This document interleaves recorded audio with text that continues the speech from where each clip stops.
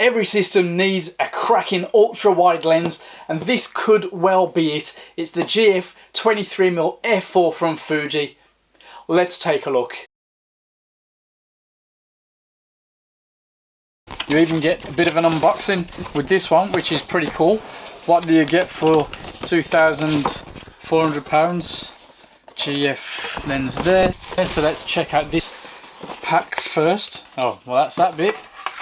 And in here, oh, worldwide network, owner's manual, a nice pouch. There you go. Oh, the bottom bit's quite hard. That's alright, it's not bad. I mean, for the price, you might want one of those Sigma style ones, but it is what it is. And then we've got the lens itself.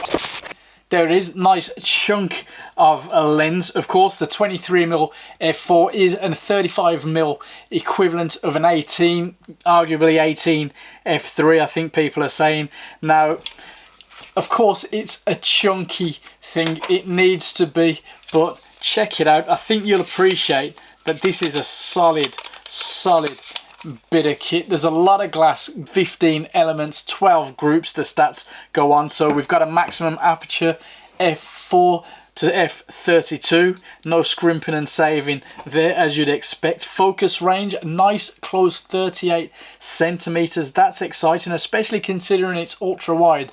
Word is you can still get some nice bokeh from this. Oftentimes this sort of focal length is used for landscape stuff as opposed to bokeh friendly, bokeh intense shots anyway. But with the close focusing nature of this thing and the f4, arguably f3, whatever, you know, I think you'll find that we do pretty well, and I think you'd hope for that for something at this level. It does weigh 845 grams. The filter size is 82mm. It feels good in the hand. The weight is well distributed with this setup. The aperture ring has a nice feel to it,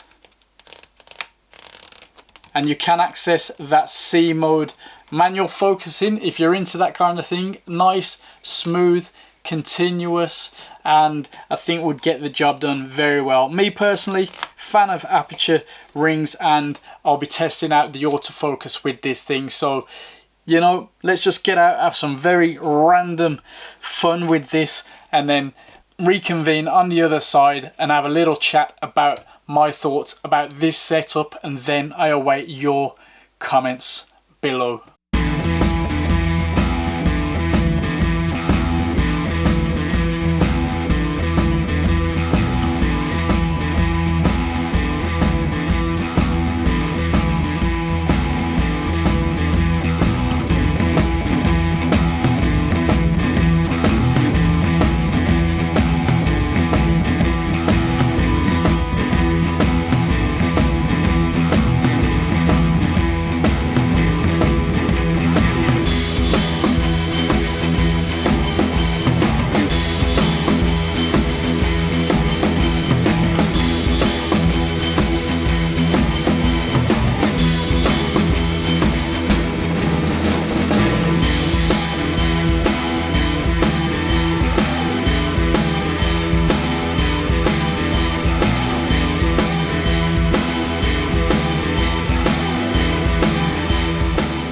This 18mm full frame equivalent lens is naturally best suited to landscape, architectural, interior sort of shooting. I mean, you know, you can use it for whatever you want really, but that's what it's really aimed at, I would say. There's no noticeable distortion other than the fact that it's an ultra wide lens, so it's pretty easy to distort what's going on, but it's well handled, well controlled. There's no real problems with flaring or ghosting. And to be honest, it's as close to a flawless image quality experience as you'd expect, especially teamed up with the GF X50R or S, or I'd imagine the 100 soon.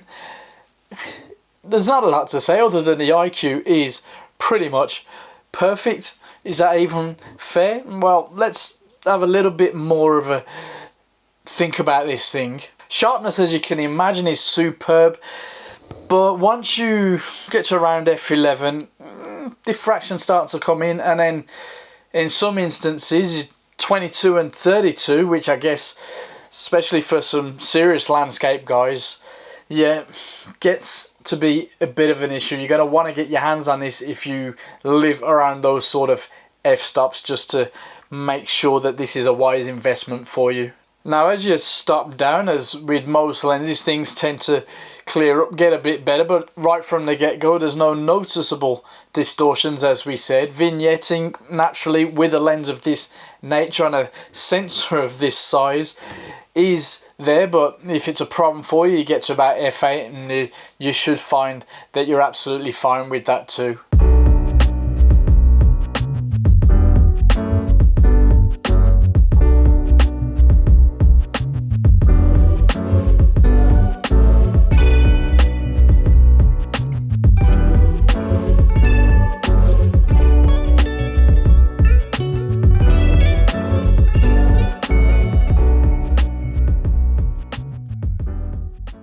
Autofocus speed and experience is in keeping with the GFX range. It's smooth, pretty fast, you know, it's not lightning, but this system isn't really for a wildlife sports, continuously moving kind of shooter, but the lens itself is a smooth experience for sure. And if you're a manual focus user, I don't think you'll be particularly disappointed by that nice big manual focus ring right there.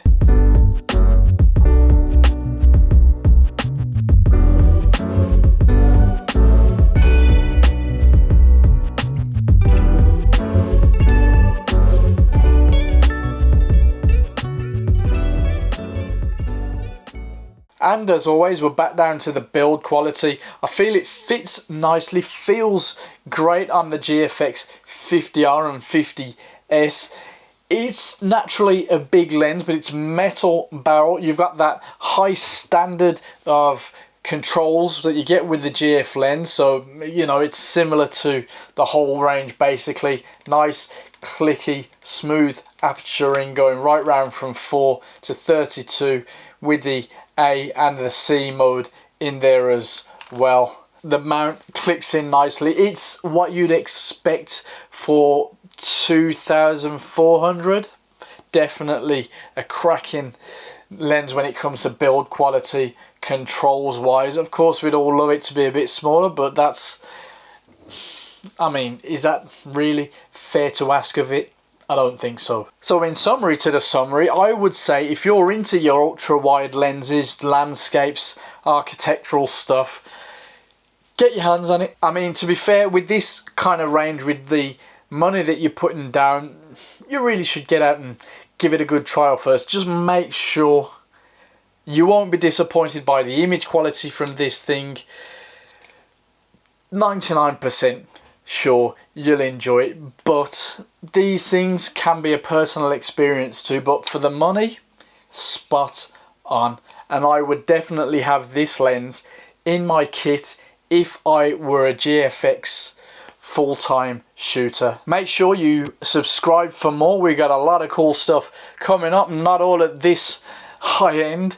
We're gonna try and scrape the barrel and see if there are any gems down there too. As you know, we've looked at a bunch of stuff across the range and some other random little gadgets and things as well, but you know, stay tuned, subscribe, leave a comment below if you've used this, or if you've got any alternative ultra wide digital medium format lens, or actually if you're from the old school, or even, you know, you're a young person using old school gear.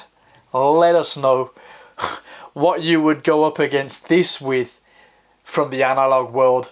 Pretty good question. Let's see if anyone out there has an answer. See you below.